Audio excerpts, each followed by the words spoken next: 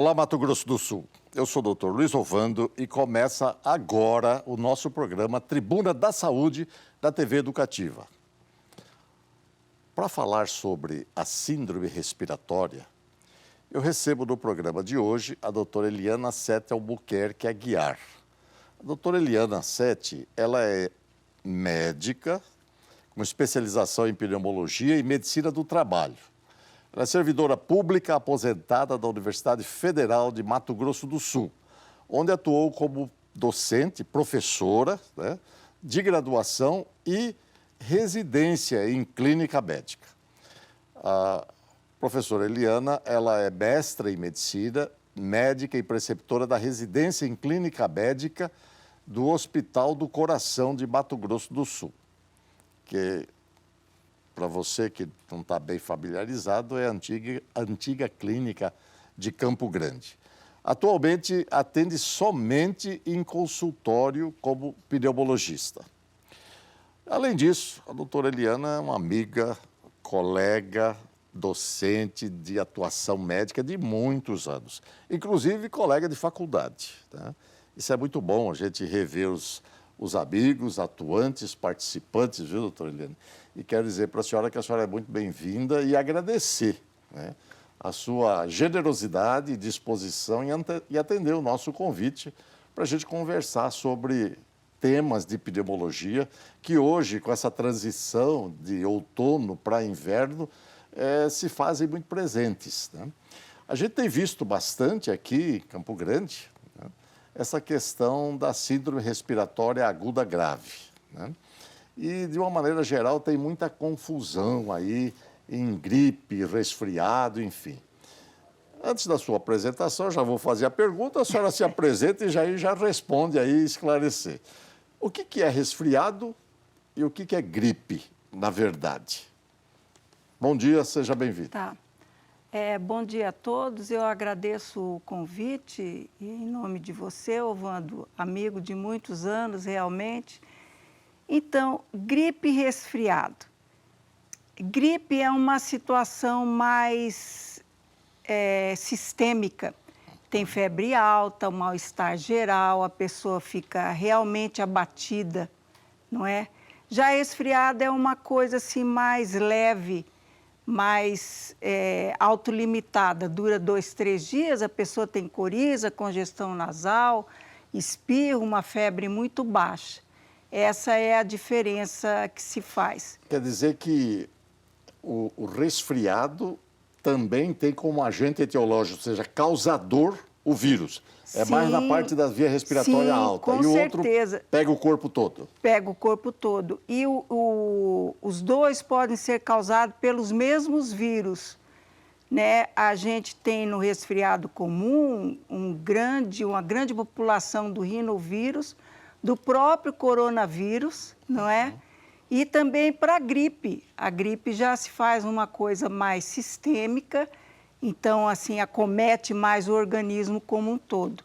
Essa é a grande diferença. Quer dizer que, na verdade, essa situação, essa diferença, ela está muito ligada à própria resistência do indivíduo. Se ele pega... Normalmente, a gente pega o vírus pela via respiratória superior, né? Sim. Nariz, boca, orofaringe, enfim...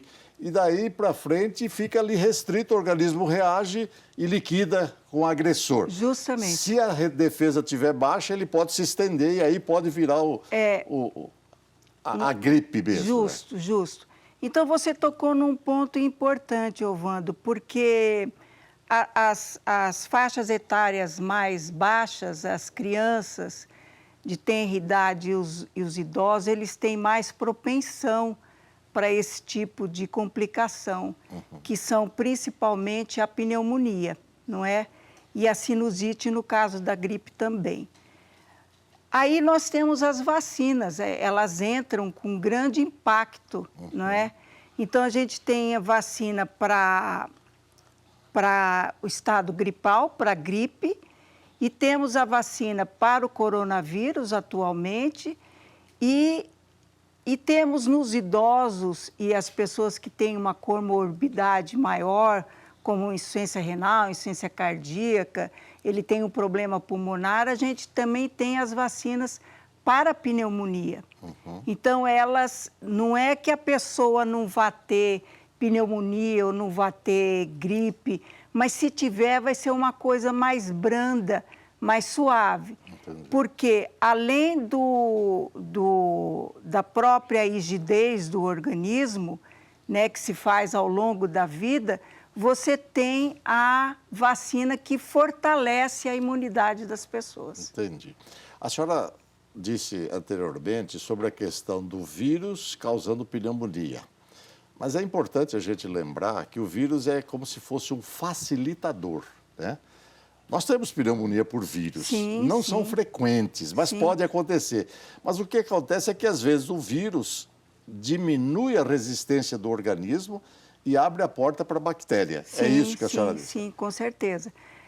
Então, as pessoas de mais idade, as crianças que têm problema pulmonar, um problema cardíaco, elas vão ter a sua defesa, a sua resistência mais rebaixada. Elas, às vezes, ficam com dificuldade de tosse, então acumula aquela secreção, estão mais debilitadas, ficam mais deitadas, ou têm asma, têm DPOC, que é a bronquite crônica, pelo tabagismo. Então, aquela secreção fica ali e com maior facilidade a bactéria se acessa naquele local. Ou seja, a secreção passa a funcionar como um meio de cultura Justamente, e facilitação do crescimento da bactéria. Justamente. Por isso é que tem que tossir. E aí abre um aspecto interessante, porque de uma maneira geral, o indivíduo quando começa a tossir, ele quer tomar remédio para tosse. Verdade. Né? Oh, doutor, dá um remédio para tosse. Não, peraí, deixa você tossir. Tem secreção? Tem catarro? Tem catarro. Então põe para fora. Porque se ficar lá dentro, a coisa complica. Isso é muito interessante, Ovando, porque eu, na minha prática diária, eu não utilizo de xaropes para o indivíduo expectorar. Se ele tem uma condição boa, né, ele inspira e provoca uma tosse forte, pronto, se ele se hidrata bem, se ele está bem alimentado, tomando a medicação corretamente, não há necessidade da medicação para fazer aumentar a secreção e pôr para tosse. Às vezes até a secreção mais assim fluida e espalhando, ela vai até propiciar gotículas com contaminantes, então vai contaminar outras pessoas, dependendo da estação. Então agora, por exemplo, no outono, qual é a tendência? A gente fica mais agrupado, né? Mais fechado em casa. Mais fechado em casa, com coriza. E interessante que a transmissão dos vírus, elas se fazem muito por gotículas, mas se fazem muito também por pegar justamente nos objetos. Maçaneta, objetos, colher, enfim, copo. Né? Então, por isso que tem que ter, assim, você está sentindo que está com a via aérea mais congesta, coloque a sua máscara, ou não vá trabalhar, não deixe a criança ir para a escola, fique em casa, se proteja para você proteger as outras pessoas. Doutora Eliane, nós temos algumas perguntas de pessoas, de transeuntes, né? A equipe sai e elas perguntam, querem saber. Nós temos aqui o telespectador Félix Júnior, de 56 anos, é comerciante. Vamos ver a pergunta dele. Doutor Luiz, o meu nome é Félix. Eu gostaria de saber se existe alguma vacina para combater essa síndrome respiratória que está tendo aqui em Campo Grande. O que o Félix coloca, doutora Helena, é esse vírus sincicial que está aí, né, e que está sendo responsável por praticamente 30% desses quadros, inclusive mais graves que a gente tem visto. Ele está perguntando sobre vacina. Tem vacina? Não, não tem vacina, senhor Félix. O que existe é um anticorpo monoclonal que é dado para crianças que têm comorbidades, como problema brônquico, problema pulmonar, problema cardíaco. Então, isso ajuda a fortalecer a pessoa, mas vacina propriamente dita para o vírus sincicial respiratório não existe. Isso que a doutora Eliane está explicando, o anticorpo monoclonal, é um anticorpo sintetizado especificamente para esse vírus quando ele está presente no organismo. Doutora Eliane, é comum as pessoas terem essa história da congestão, eu estou constipado, né? A história do espirro, da tosse, e aí a via respiratória, para cada segmento, ela tem uma manifestação patológica, vamos dizer assim, uma manifestação da doença, né? É o espirro, é a tosse, a secreção, a pneumonia e a bronquiolite. A senhora poderia comentar sobre isso para esclarecer para as pessoas o que é o quê? Porque um vírus pode passar por todas essas fases e causar um estrago e também abrir a porta para a infecção bacteriana. O que na verdade acontece? O que esse vírus sincicial ele faz? Então, o vírus sincicial, ele é inalado, né? Ele pode provocar essa bronquiolite, como o Ovando está falando. O que é isso? Ele se aloja a nível de bronco, que é onde o ar é distribuído para dentro dos pulmões, como se fosse uma árvore, né? Então, ali ele pode provocar secreção e se aí a pessoa tem um componente alérgico, se ele é um adulto que já tem bronquite crônica pelo tabagismo, ou se ele é um insuficiente cardíaco, ou se ele tem insuficiência renal, com mais predominância, ele pode desenvolver a doença pelo vírus. E aí, o que vai ocasionar? Vai piorar, por exemplo, uma asma brônquica, piora uma bronquite crônica na criança, vai fazer chiar o peito naquela criança que não tinha chiado no peito antes, porque ele está ali e ele vai desenvolver essa condição. Isso que a doutora Eliane está explicando, quando ela falou da árvore, né, você imagina uma árvore, um tronco, vai tendo ramificações, e lá na pontinha tem aquele galhozinho menor. Esse brônquio, primeira, segunda, terceira ordem, ou bronquíolo, né? Aquele lá do fim que já está para levar para o alvéolo. Né? E é lá que se dá esse processo. Sim, sim. E que aí compromete, inclusive, o alvéolo, que é onde faz a troca do oxigênio com o gás carbônico. E aí enche o alvéolo e dá o quadro de insuficiência respiratória, Justamente. que as pessoas têm. Essa insuficiência respiratória é a falta de ar, o mal-estar, redução de oxigênio, enfim. Doutora Eliane, nós temos o boletim epidemiológico da influenza desta semana, que foi divulgado no dia 25, traz a confirmação de mais uma morte atribuída à influenza, que foi destacado aqui como SRAG, que é a Síndrome Respiratória Aguda Grave. O que a senhora pode esclarecer para a população, de uma maneira geral, né, que a gente possa evitar essa situação? O que fazer nesses casos, quando os sintomas começarem? Como é que a pessoa acometida ou familiar, em se tratando de criança, deva proceder? Nós estamos no fim deste bloco e esta pergunta eu quero deixar para a senhora responder no segundo bloco. Você que nos acompanha, continue aí, não saia daí que nós já voltamos.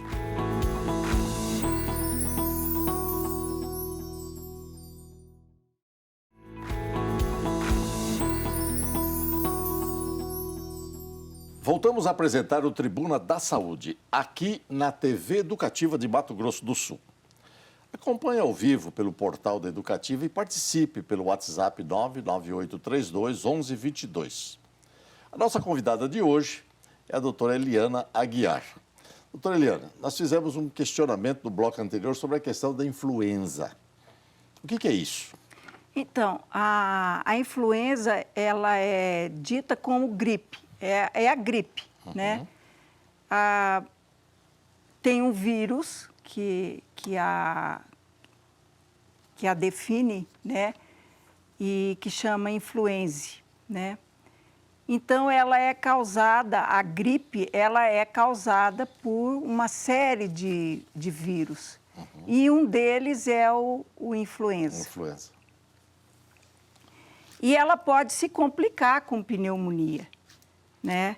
Então, a grande problemática aí entra naquele que a gente falou logo no início, tentar fazer uma diferença clínica entre o que é resfriado e entre o que é gripe. Lembrar sempre que a gripe ela vai dar febre alta, né? Um acometimento mais...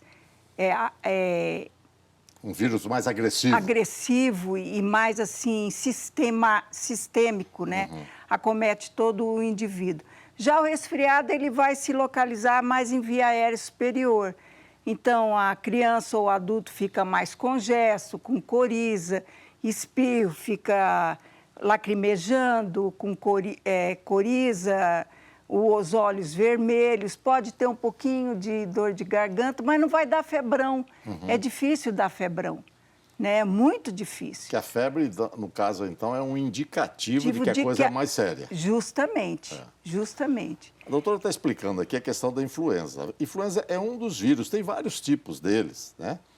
E também o vírus sincicial respiratório, que ela já comentou, e que foi responsável por praticamente 30% das síndromes respiratórias agudas graves, que tem acontecido de uma maneira geral no país, mas aqui em Campo Grande também aconteceu isso. O Walter, né? Walter. Que perguntou sobre... Félix. O Félix.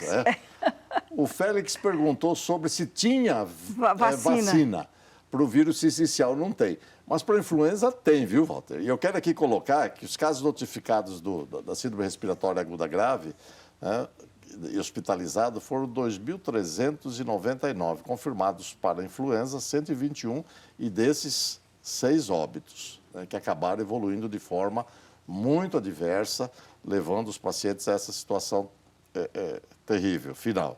Agora, conforme o relatório disponibilizado, doutora, pelo Serviço de Imunização da CESAL, a maior procura foi entre os idosos de 60 anos para vacinação, né, ou mais. Até o momento, 17.300 pessoas pertencentes a esse grupo foram vacinadas, ou 12,84% do quantitativo da população estimado em 134 mil pessoas. Quer dizer, está baixo isso aí, né? Muito baixo. Nós temos visto no país um movimento aí de tentar resgatar a vacina. E foi atribuído por questões ideológicas, políticas, a um determinado presidente que saiu. Mas não é essa a questão, viu? Eu quero dizer para você que as pessoas vão se acomodando. Ninguém é contra a vacina. A vacina é uma das medidas preventivas mais eficazes que existem há 227 anos. Né? É importante, você que está nos assistindo, a doutora vai comentar sobre isso, sobre a questão da influenza, o que fazer para você se proteger. Doutora, funciona ou não funciona essa vacina contra a influenza? Funciona, funciona. Não é que as pessoas vão ficar imunes, né, a ter uma gripe, a ter uma pneumonia, mas se ela tiver, vai ser mais branda, mais suave. E é importante que se ressalte a eficácia, a segurança da questão vacinal. Então, as pessoas têm que se voltar a prestar atenção nas suas crianças, nos seus idosos, na população como um todo adulta, as que têm comorbidades, para que se vacinem. Porque quando eu estou vacinada, eu estou me protegendo, mas ao mesmo tempo eu protejo quem está ao meu lado. Então eu tenho uma responsabilidade cidadã quanto a isso, não é? Então é importante, e quando as pessoas têm comorbidades, como os adultos e os idosos, que eles já têm uma bronquite crônica estabelecida, eles já são hipertensos, têm diabetes, têm insuficiência renal, têm insuficiência cardíaca, muitas vezes controlada, é lógico, mas tem que tomar vacina, porque o idoso não é que ele tenha as suas defesas alteradas, não, tudo se abaixa no idoso e com mais probabilidade ele pode ter doenças que são preveníveis pelas vacinas. Evitáveis totalmente. Totalmente pela vacina. Doutora, nós temos mais uma pergunta. E isso daí é da sua xará, só que ela é Eliane, né? Penha Ribeiro, de 55 anos. A dona Eliane é do lar. Doutor Luiz, meu nome é Eliane, eu queria saber, que eu peguei Covid. Então eu queria saber assim, eu fiquei com muita dificuldade para respirar, muita dor nas costas, E eu queria saber se seria uma síndrome respiratória. Será que o senhor poderia me responder? Sucília, o que é interessante é que o Covid é igual ao diabo, né? Tudo que dá de errado joga para cima do diabo, né? Não há dúvida que ele fez aí, ele é o rei do universo por enquanto, né? Mas a doutora Eliana vai responder, Eliane, sobre isso. Porque, na verdade, muita coisa que existe, que já existia e que agora se tornaram evidentes, são atribuídas ao Covid, ou seja, ao SARS-CoV-2, e que, na verdade, tem outras explicações. Isso que a Eliane pergunta, doutora Eliana. Então... É importante isso aí? Sim, é importante desde que a pessoa realmente tenha complicações pós-Covid. A gente chama de Covid longa. Não me parece ser o seu caso, sabe, Ovando? Da Eliane. Da Eliane. Porque, no caso aí, a Eliane realmente parece que está atribuindo, como o Ovando falou, ao diabo, que o diabo agora é o coronavírus, o SARS-CoV-2, né? Quem já teve. Mas não é o seu caso, Eliane. Provavelmente, muita coisa hoje, como falou o Ovando, ela fica mais evidente porque eu estou culpando alguma coisa que eu tive que não deveria ter tido, vamos colocar entre aspas, né? Então, a gente tem que cuidar da saúde como um todo, a alimentação, hidratação, ter o peso o mais próximo possível do normal, fazer atividade física, não fumar, beber moderadamente. Então, essas coisas são muito importantes para que a gente tenha uma boa saúde, uma boa qualidade de vida. E eu também sou responsável por aquilo que eu tenho. Então, muitas vezes a gente quer atribuir a um vírus, a uma bactéria, até o médico, às vezes, né, a gente atribui. Por que eu estou tendo isso? Mas e qual é a minha responsabilidade, de fato, na questão do que eu estou tendo atualmente? Eliane, eu quero apenas aqui fazer uma correção, né? Seu nome, para o telespectador, é Eliane Pereira, não Pinheiro, que a gente colocou aqui. Infelizmente, desculpa por isso, mas, Eliane, o que a doutora Eliana está dizendo, e nós falamos no início, é exatamente isso. Às vezes nós não atentamos para determinadas situações. Dores nas costas, de uma maneira geral, elas são causadas por enfraquecimento muscular e postura. É importante que a gente esteja atento. Atente para a postura, fique observando como é que a senhora senta, né? Porque tem gente que senta, fica torto no sofá e tal, e aí está sempre com dor nas costas. E às vezes uma postura corrigida, né, ereta, bem posicionada e fortalecendo, fazendo exercício, porque a parte posterior do nosso organismo é a parte mais fraca. E os músculos paravertebrais, eles precisam ser fortalecidos, a posição precisa ser corrigida, e aí então a senhora pode já resolver esse problema.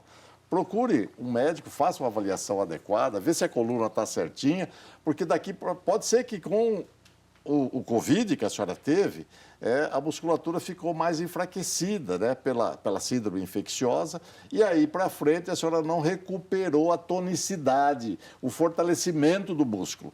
E é importante que faça essa avaliação, claro, e ver se não tem outras coisas aí escondidas, né? Às vezes a glicose, tem que fazer às vezes um teste oral de tolerância à glicose para ver se não está aumentando quando come, detectando o problema, verifica a pressão, faça uma avaliação, mas vá ao médico, faça a avaliação e faça a correção de todos esses hábitos que possam estar alterados. Doutora Eliane, nós temos bastante casos respiratórios e a gente vê isso com relativa frequência nos pacientes que já têm problema pulmonar. Aquele que fumou muito tempo, tem o chamado DPOC, né? Doença pulmonar obstrutiva crônica, né? E eu gostaria que a senhora comentasse de forma bem objetiva sobre isso. Nós estamos chegando ao final, mas eu quero que a senhora fale sobre isso, porque essa é a grande massa da população que continua insistindo em fumar. Pois é, o hábito de fumar ainda é grande, apesar de que no nosso país vem diminuindo, mas Mato Grosso do Sul é um estado que vem aumentando, é interessante isso. E agora a gente tem aí o cigarro eletrônico, que muitos querem parar de fumar através dele, que não traz benefício nenhum, pelo contrário, traz mais malefício, isso está provado. E então é complicada essa situação, até porque as doenças relacionadas ao tabaco, aliás, não é só o tabaco, tem muitas pessoas que cozinharam ainda em fogão a lenha, nunca fumaram, conviveram com fumantes, e aí 20, 30 anos depois elas vão se apresentar como uma pessoa que tem um problema pulmonar. E aí na história a gente investiga e chega à conclusão que aquela pessoa realmente pode ter uma DPOC, que é a doença pulmonar obstrutiva crônica. E ela corre junto com o enfisema pulmonar. Uma não dissocia da outra, né? Então, a gente, infelizmente, nós não deveríamos ter mais o cigarro à venda, como ele ainda existe, porque é a droga que a gente sabe que tem maior direcionamento para todas as doenças, e ele é evitável, né? Só que as doenças relacionadas a isso vão aparecer com 25, 30 anos. Às vezes a pessoa se acostuma com a tosse, se acostuma com a falta de ar, e aí quando ela vai para o médico já tem sibilância, a prova de função pulmonar já está alterada, não tem mais o que fazer. Lógico, fazer entre aspas, porque se ele para de fumar, melhora bastante. E se ele faz uso corretamente das medicações, também melhora muito. Se ele vai para se ele estabiliza sua glicose, se ele reduz o peso, se ele tenta fazer uma atividade física pertinente ao caso, vai melhorar bastante. Muito bom.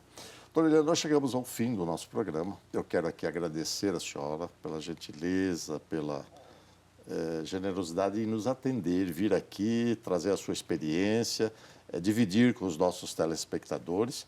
E eu quero aqui, nesta oportunidade, pedir a você que siga nossas redes sociais, @Dr. Luiz Ovando, e vejo você no próximo programa. Até lá e muito obrigado. Obrigada.